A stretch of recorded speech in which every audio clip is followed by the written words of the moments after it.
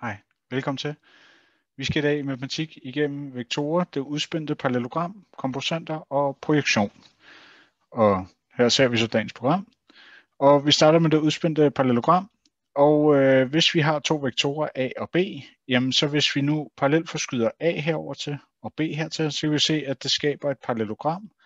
Og arealet af det finder vi i den her formel. Den numeriske værdi, eller den absolut værdi, det vil sige den positive værdi af x1, altså x-komponenten herop til A, og så multiplicerer vi med y-komponenten i B, det er det der, og så trækker vi x-komponenten i B multipliceret med y-komponenten i A. Så det vil sige, at man skal bare finde ud af, hvad er x- og y-komponenten i A, x- og y-komponenten i B, og så følge den her formel og huske at tage den positive værdi af det, man får. Og her har jeg lige vist et eksempel, så vi kan have en, der hedder 2, 1, det vil sige, at den går 2 ud og 1 op. Og vi har en blå, der hedder minus 3 og 3, det vil sige, at den går 3 baglæns og 3 op. Og hvis jeg parallelt får skudt den her, så kan vi se parallelogrammet herinde.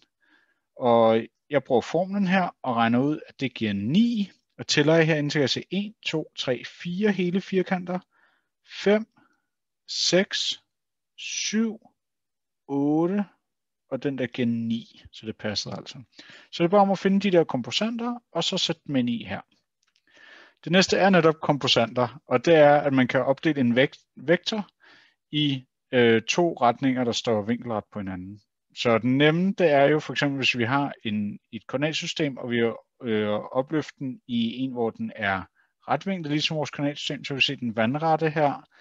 Det er den, der hedder 2, 0. Og den lodrette, den der hedder 0,3, og så vil vi altså opløse denne her i en vandret og lodret.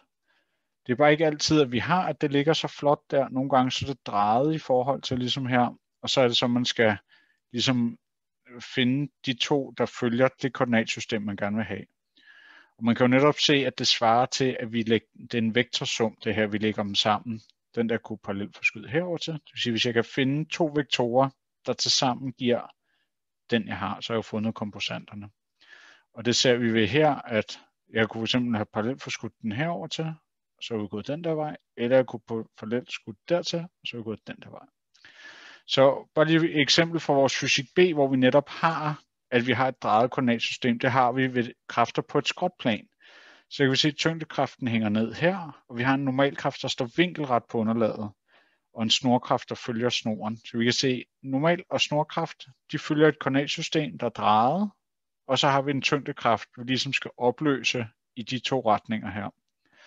Og det finder vi ud af i fysik, hvordan man gør, men man kan jo se, at hvis jeg tegner det koordinatsystem, der følger snor normalkraft her, så kan vi se, at hvis jeg tager kosinus den hosliggende, så får jeg den, der følger normalkraften. Det vil sige, hvis jeg tager tyngdekraften gange kosinus til den vinkel her, som er det samme som underlaget, så får jeg denne her, der følger normalkraften. Tager jeg sinus, så får jeg den modstående hernede, og det er den, der følger snorkraften. Og det, der står her, tyngdekraften gange kosinus til alfa, det er normalkraften, og snorkraften, det er tyngdekraften gange sinus til alfa. Så vi bruger det altså i vores virkelige liv her.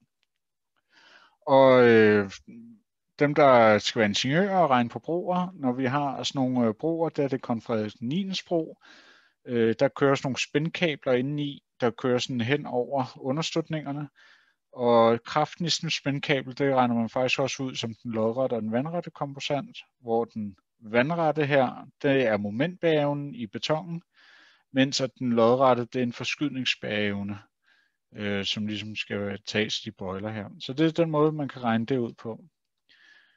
Det sidste, vi skal igennem, det er projektion, og har vi en vektor, vi gerne vil projicere ind på en anden, så vil sige, at vi ligesom lægger den vinkelret ned på, og så kan vi se, at den er blevet kortere, fordi vi ligesom har skåret den af, hvad svarede den til.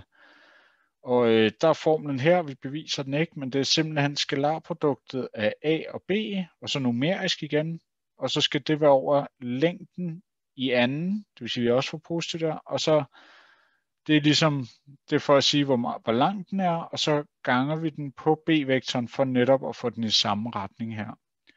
Så det er en formel, vi kan bruge, og længden af den er også givet som skalarproduktet af A og B, og så numerisk igen over længden af B.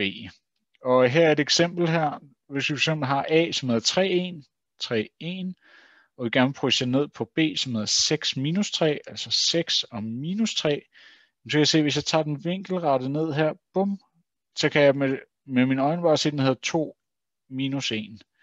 Jeg kan også sætte den ind i den her formel her, og det er det, vi skal her på matematik B, skal kunne regne det. Så jeg sætter den ind her.